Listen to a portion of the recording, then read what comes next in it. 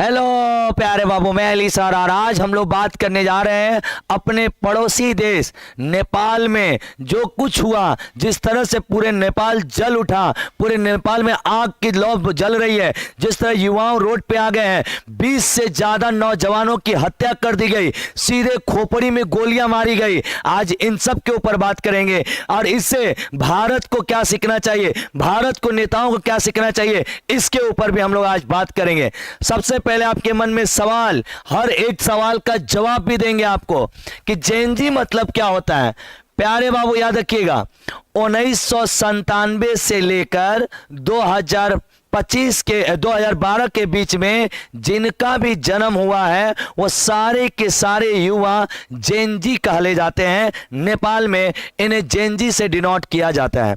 समझ में आ गया? यानी 97 से 12 के बीच के सारे युवाओं ने इस आंदोलन को आगे बढ़ाया। इसकी पहली कहानी समझते हैं।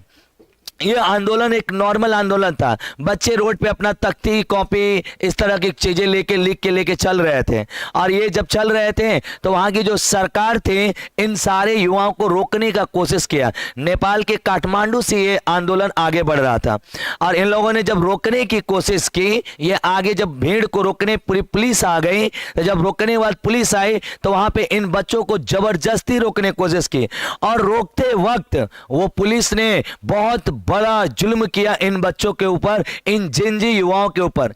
इन लोगों ने उन युवाओं के ऊपर ना पानी डाल दो, भगाने के बहुत सारे आंसू गैस छोड़ दो, उन्हें खदेड़ो, उन्हें तोड़ो, उनकी भीड़ को छोड़ो, बहुत तरह के रास्ते होते हैं। लेकिन उन्होंने ये नहीं समझा कि ये भी मासूम नेपाल के नए युवक हैं, इन्हें भी अपने बात रखने की अधिकार है, इन्हें भी अपने देश के बारे में प्रेम और अपने देश के प्रति, अपने देश में गलत हुए चीज़ों के प्रति आवाज़ उठाने का अधिकार है। और उन लोगों ने कम से कम 29 बच्चों को, बताया जा रहा है ज़्यादा ज़्यादा अब कितने होंगे, 29 बच्चों को सीधे सिर में गोली मारा है। सोचिए, आप पैर में भी गोली मार सकते थे। ये राजतंत्र ही तो है जहाँ पे बच्चों के सीधे खोपड़ी में गोली मारी जा रही है। लोकतंत्र में तो ऐसा नहीं होता है प्यारे बाबू। और जैसे उन 29 बच्चों को इन लोगों ने गोली मारी, 29 के 29 बच्चों की मृत्यु हो गई और इनकी मृत्यु के बाद ये नेपाल में बड़े लेवल पे आग जली और हर एक छोटे जिले, छोटे गांव, छोटे शहर से आंदोलन शुरू हो गया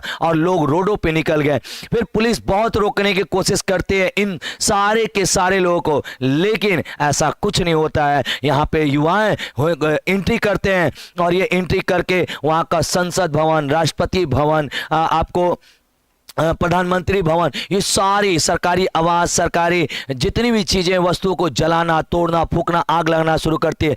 यहाँ तक कि मंत्री को रोडों पे लाके लात जूते से मारे लोगों ने। वहाँ के पूर्व प्रधानमंत्री की पत्नी को आग में झुलस के और जल के और मर गई वो, ये रहा। और यहाँ तक कि जो वहाँ के नेता, बड़े नेता, प्रधानमंत्री जो भी सब थे, सारे के सारे जहाज पकड़ पकड़ के दूसरे देशों में भागना शुरू किए, अपने भवन से निकल के भागना, क्योंकि उस जेनजी जो समूह था इसको रोकने की ताकत उनके पास नहीं थी। और ये जेनजी कोई समूह नहीं था, ये जेनजी एक आग थी, एक सैलाब थी पूरे नेपाल में जो जल रही थी।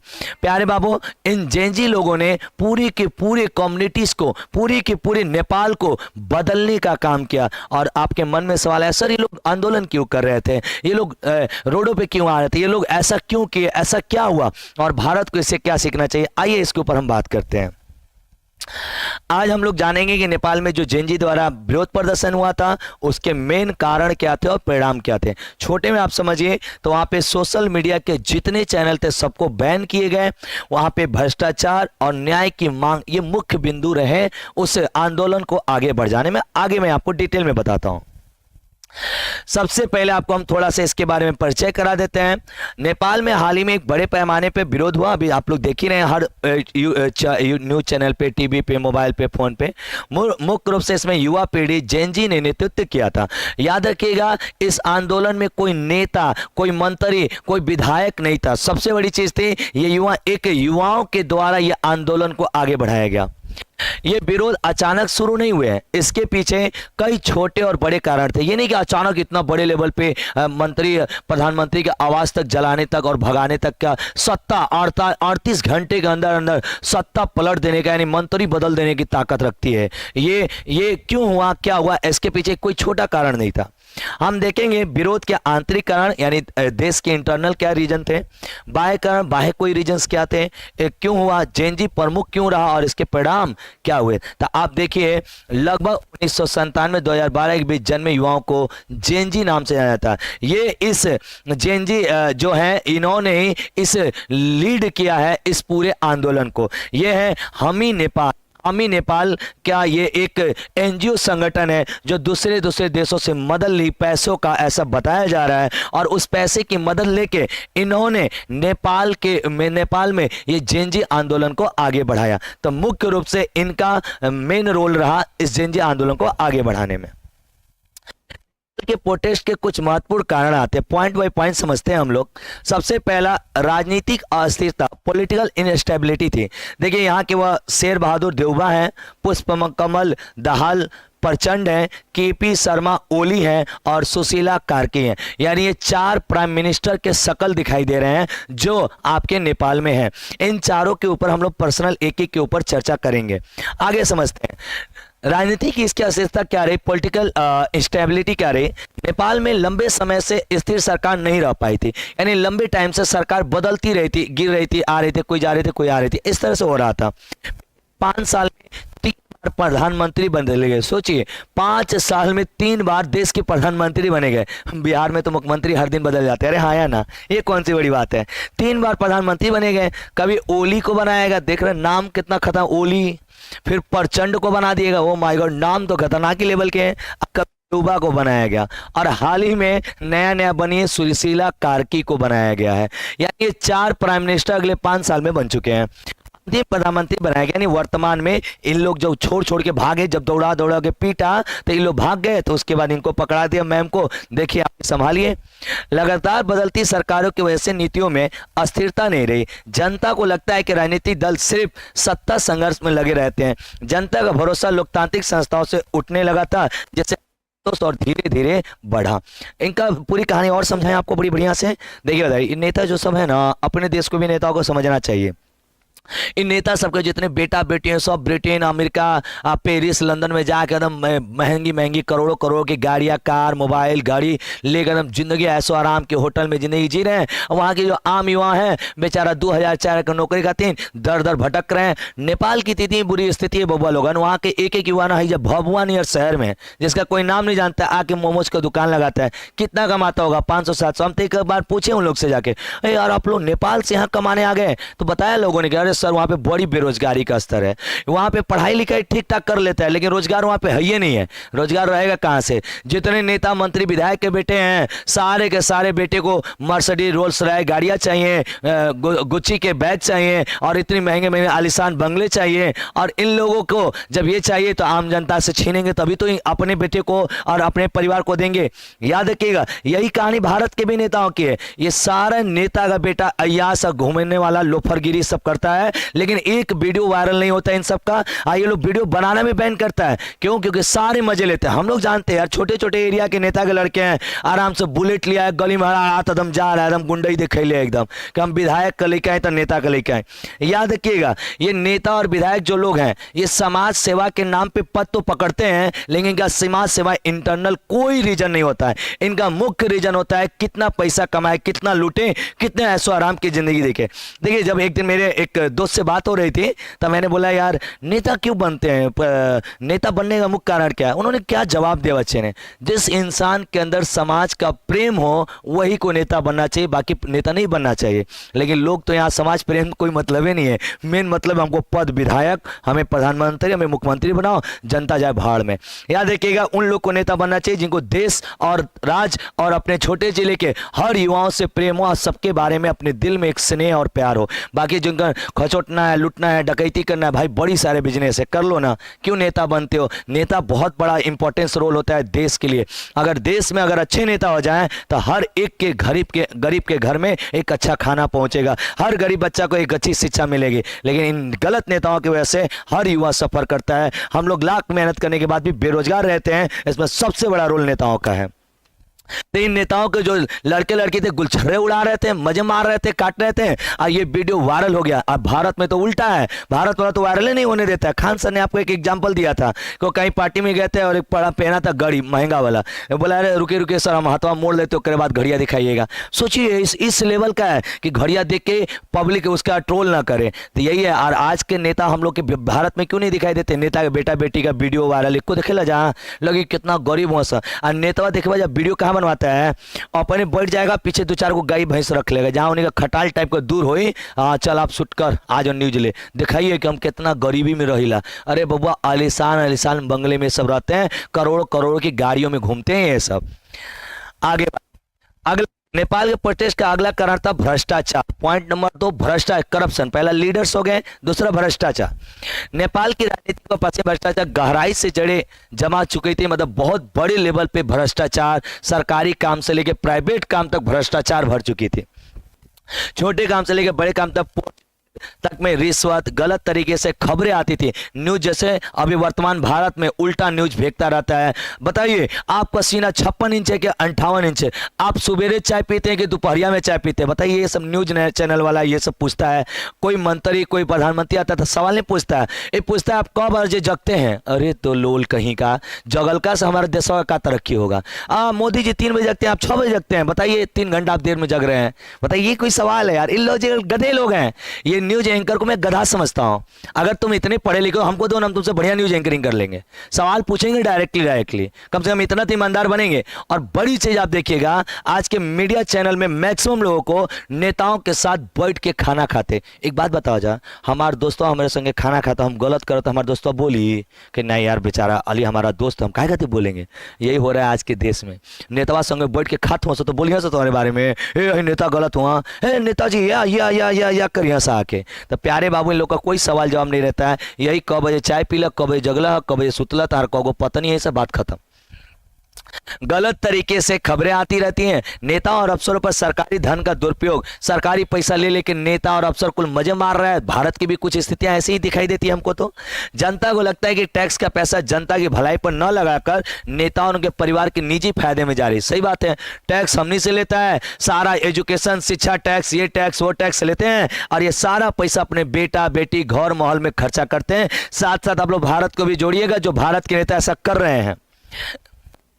यही भ्रष्टाचार युवाओं में सबसे बड़ी निराशा और गुस्से का कारण बनी। तो दूसरा कारण बना, पहला तो नेताओं का अपना जब मन तब बदलना, नेपोटिज्म और नेओ बेबी करके कुछ इन लोगों के ट्रोल भी चलाया गया कि ये नेताओं के बेटे मजे ले रहे हैं। तो पहला एक कारण बना। दूसरा कारण बना आप लोग का भ्रष्टाचार।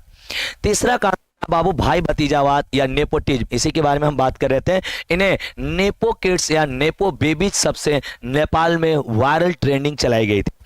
इसका मतलब है बड़े नेता बेटे बेटी और रिश्तेदार मेहनत। बताइए यही सच्चाई है। नेता के बेटे बेटी हैं, न मेहनत करते न काम करते, हराम का उनको नौकरी मिल जाती है, हराम के पैसे खाते हैं, हराम के जीवन जीते हैं। सही बात है।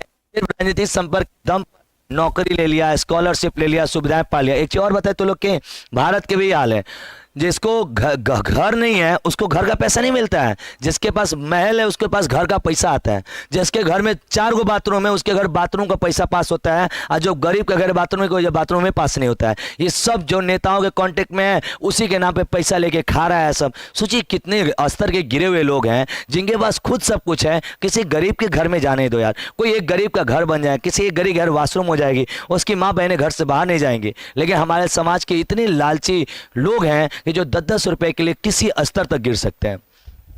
सामान्य में युवाओं को उच्च अवसर नहीं मिल पाते हैं। यह जेन जी को सब क्योंकि योग्यता और पारदर्शिता चाहते हैं। और जैसे कि अभी हम लोग के देश में भी ये स्ट्रगल, एसएससी का प्रोटेस्ट देखिए, रेलवे का प्रोटेस्ट देखिए, टीचर के लिए प्रोटेस्ट देखिए, बच्चे युवाओं रोड पे दौड़ रहे हैं, लाठी डंडे खा रहे हैं, यहाँ तक कि सिर फट जा रहे हैं, टीचर सब जेल जा रहे हैं, लेकिन फिर भी हमारे देश की जो मंत्री हैं, नेता हैं, ये सुन नहीं रहे हैं। और नरेंद्र मोदी की कानों में आवाज़ नहीं जा रही है कि कहीं ना कहीं भारत के भी युवाओं इस तरह से प्रताड़ित हो रहे हैं। और भारत के प्रधानमंत्री से कहूँगा, जरूर आप भारत के युवाओं की बातों को सुनिए, और एक दिन ऐसा ना वक्त आए कि उनको भी जेनजी बनना पड़ जाए, इस तरह की सिचुएशन उनके अंदर भी ना क्रिएट हो। तो मैं पहले से हिदायत दूंगा अपने भारत के सारे नेताओं से, प्लीज आप भारत के युवाओं को समझने की कोशिश करिए।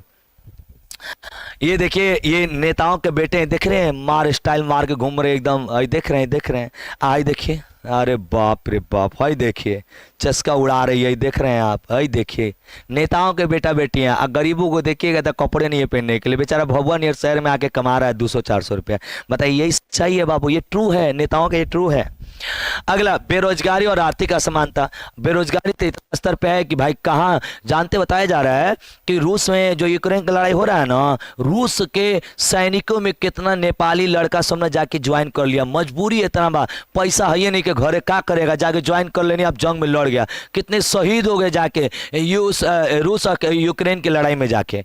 ये हाल है वहाँ का, समझ रहे हैं आप लोग, क्या कितना बुरा हाल है कि कोई इंसान अपना देश छोड़ के दूसरे देश के सैनिक बन के जान देने जा रहा है। इतनी बेरोजगारी का स्तर गिरी पड़ी थी नेपाल में।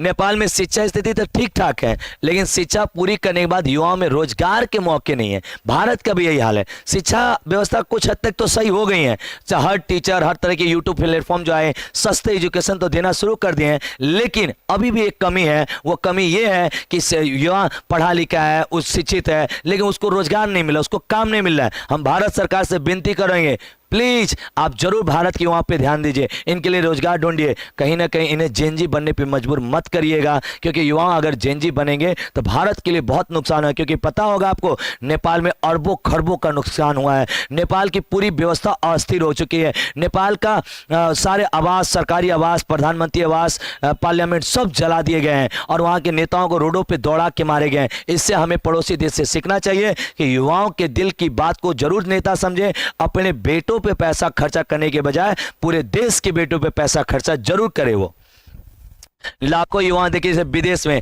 खाड़ी देशों में, मलेशिया में, भारत में जाकर काम करने के लिए मजबूर, अपने देश में काम में नहीं आओ, अभी छोटे छोटे काम, चाउमीन का दुकान, मोमोज का दुकान, ये सब दुकान।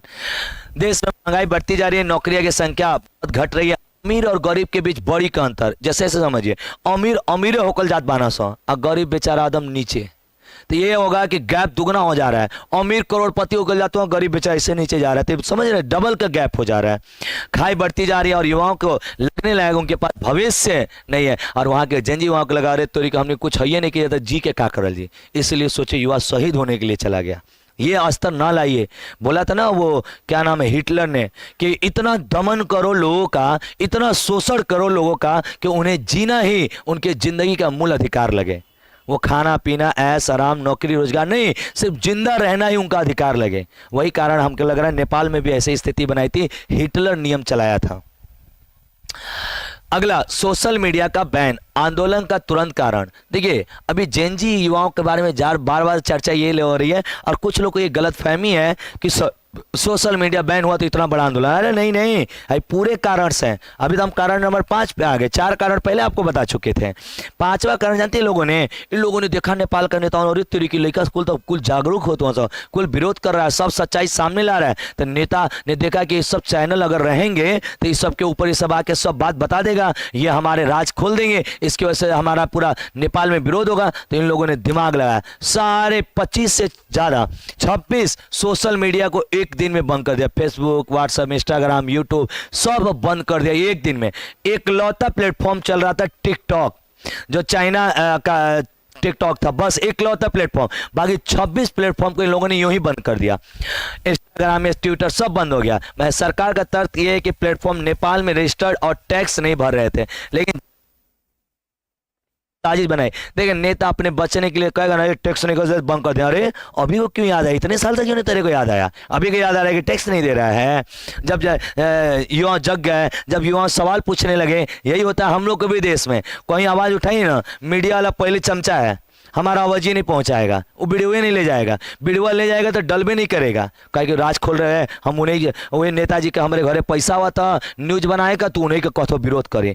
ऐसे ऐसे मीडिया वाले हैं जो जानते हैं कि गलत है लेकिन मजबूर हैं, उन्हीं नेता के दोस्त हैं, उनको गले लगाते हैं, उन्हीं घर बैठ के मुर्गा बिरयानी खाते, तो कहाँ से न्यूज बनाएगा सब। याद रखिएगा, अगर हम मीडिया कर्मी बनना चाहते हैं, किसी भी इंसान आपका दोस्त नहीं होना चाहिए। आप सही को सही, गलत को गलत नहीं कह रहे हैं तो आप मीडिया को वो माइक उठा के फेंक दीजिए, क्योंकि आपके किसी काम का नहीं है। वो एक चापलूसी की, सिर्फ चापलूसी दिखा सकता है, सिर्फ गलत चीजों को बढ़ावा दे सकता है। चौथा पिलर देश का है मीडिया, और ये मीडिया अगर इस स्तर पे आएगी तो देश कैसे संभलेगा। एक पिलर अगर डगमगाएगा तो 3 पिलर पे घर थोड़ी चलती है भाई।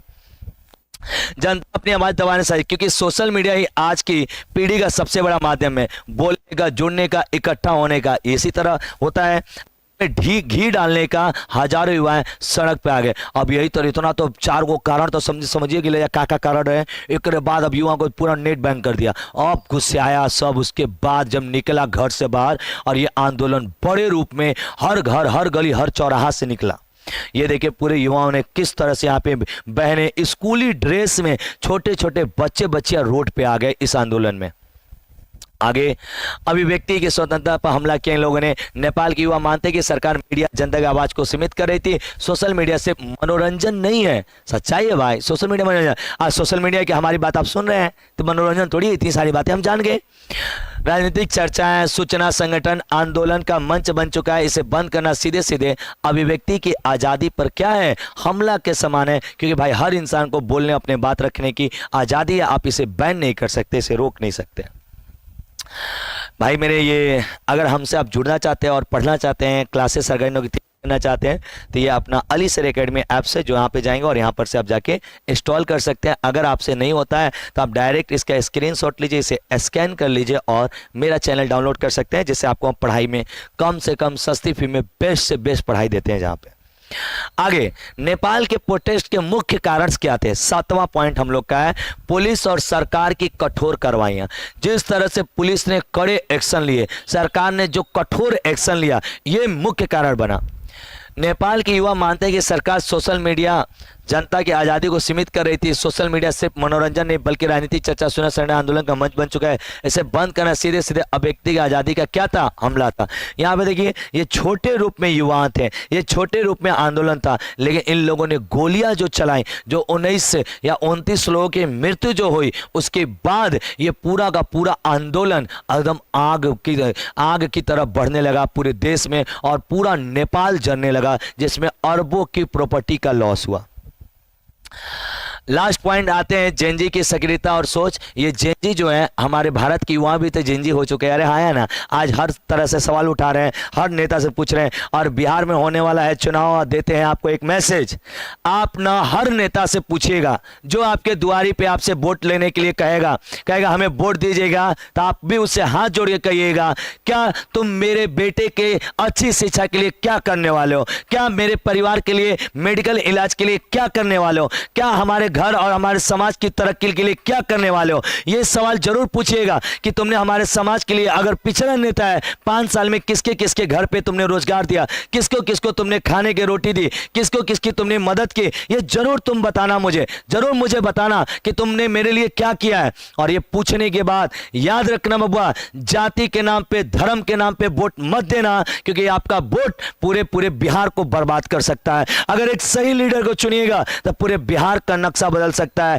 उन नेताओं को, उन जिनके आप धर्म और जाति के नाम पे जाते हैं, याद रखिएगा वही नेता हैं जब कल पद पे बैठेंगे उस धर्म उस जाति के लोग को भूल जाते हैं। ये नेता सिर्फ आपको बताएंगे अरे हम तुम्हारे धर्म के हैं, हम तुम्हारे जाति के हैं, तुम्हारा उत्थान करेंगे, अरे कुछ नहीं करेंगे। आप उस नेता को जरूर वोट दीजिएगा जो ये कहे कि तुम्हारी गरीबी दूर करूंगा, ये कहे सही इलाज दूंगा, ये कहे सही शिक्षा दूंगा, ये कहे कि समाज की हर बुराइयों को दूर करूंगा, ये कहे कि रोड गली हर एक जगह उजाला रहेगा। उस नेता को वोट जरूर दीजिएगा। जाति धर्म के नाम पे चुनाव नहीं होनी चाहिए, क्योंकि हम भी एक जागरूक युवा हैं, हम भी 21वीं सदी के युवा हैं। हम सही गलत को समझते हैं और गलत को हमेशा के लिए मिटाने के लिए प्रण लेते हैं। मेरे भाई जेएनजी की संहिता लगभग 97 2012 बीच जन्मे युवाएं थे। ये आंदोलन में मूल रहे। पीढ़ी सोशल मीडिया इंटरनेट की वजह से ज़्यादा जागरूक हुए। ये लोग पारदर्शिता, योग्यता, स्वतंत्रता की मांग कर रहे थे। ऐसा देखो इसमें क्या गलत मांग रहे थे। अदम शांति से हाथ जोड़ के पढ़े लिखे युवा, ए भैया रोजगार दे, भैया नौकरी दे, भैया हमारे नेपाल का तरक्की कुछ कराइए, इस तरह से मांग रहे थे। लेकिन इन लोग ने ऐसा नहीं किया। उन लोग के साथ बहुत गलत किया। जेएनजी मानते हैं पुराने नेताओं ने भविष्य को दांव पर लगाया, इसलिए वह बदलाव के लिए सड़क पे क्या हो गए, उतर गए। और अपने देश के भी नेताओं को मैं मैसेज दूंगा इस पूरी नेपाल की कहानी से, प्लीज भारत को भी जेएनजी मत बनने देना। आप लोग भारत के युवाओं के हर दुख और तकलीफ को सुनिएगा। जिस तरह से आप बच्चों को, युवाओं को रोडों पे दौड़ा दौड़ा के लाठियों से मारते हैं, जिस तरह एक मासूम बहन बेटियों को दौड़ा के मारते हैं, एक मेल पुलिस फीमेल महिलाओं को मारता है, शर्म नहीं आती है कि वो बहना, वो लड़की, वो लड़की जिसे समाज में खड़ा होने का अधिकार नहीं था, वो आज शिक्षा लेकर वहां तक गई है, उसे हम नीचे गिराने के काम करते हैं। आपको सीख लेनी चाहिए नेपाल से कि इस तरह की अगर चीजें करेंगे, कहीं ना कहीं भारत के अंदर भी वो आग बोई तो नहीं न जा रही है। इन्हें जल्द से जल्द खत्म करने की कोशिश करिए आप। तत्कालीन नेताओं का भागना, देखिए कैसे उड़ उड़ के भागत पहुंचा। याद रखिएगा, गलत काम, गलत चीज कुछ दिन के लिए बड़ी अच्छा लगेगा। जिस दिन वह गलत की सच्चाई दुनिया के सामने आती है, देखिए कुत्तों की तरह लटक लटक के नेता भाग रहे हैं। भले मुगल जी, लेकिन पहले भागू रे। ये हाल है नेपाल का। नेता ऐसे देखिए छतों पर से उड़ उड़ के भाग रहे हैं बेचारे सब। यही कारण है, गलत काम का परिणाम हमेशा गलत होता है, सही काम का परिणाम हमेशा सही होता है। गलत चीज़ों का आप भी लोग कभी सपोर्ट नहीं करिए। और ये देखिए केपी शर्मा ओली ने इस्तीफा दे दिया। ये वहाँ नेपाल के वर्तमान में प्राइम मिनिस्टर थे, लेकिन अब इनको हटा के अब पिछले 38 घंटों में जेएनजी ने जो आंदोलन किया है, अब उनको नया जो अंतरिम पीएम बनी है वह है सुशीला कार्की को अभी पदभार संभालने का मौका दिया गया है। अब देखिए कुछ समय के बाद स्तर जब सही होगी तो यहाँ पे चुनाव होंगी, वोटिंगें होंगी, उसके बाद प्राइम मिनिस्टर कौन बनता है। और नेपाल अपना एक पड़ोसी देश था, इससे हमें भारत को बहुत कुछ सीखने की जरूरत थी। भाई मेरे, अगर आप लोग तैयारी करना चाहते हैं, बिहार के जो बच्चे इस वीडियो को देख रहे हैं, किसी तरह की सरकारी नौकरी, जो बिहार के जितने फॉर्म आए हैं, SSC, bank, railway, Bihar SSC, Bihar CGL, जो भी बिहार का वैकेंसीज आए हैं, अगर करना चाहते हैं तो इस ऐप्स में आप जाके और ये कोर्स को आप परचेज करके हमसे पढ़ सकते हैं। और थैंक यू सो मच ये सारी वीडियोस को देखने के लिए। और आप सबसे एक ही विनती होगी, ये वीडियो कैसी लगी, मेहनत कैसी लगी, और मैंने आपको वो जो एक्सपेक्ट करके इस वीडियो को देख रहे थे वो दे पाया, तो ज़रूर आप मुझे कमेंट में लिख के ज़रूर बताइएगा। प्यारे बाबू, आप लाइक सब्सक्राइब करें ना करें, बट कमेंट ज़रूर करिएगा कि आपको वीडियो कैसे लगी। Thank you so much. जय हिंद, जय भारत। अगली वीडियो मिलते हैं।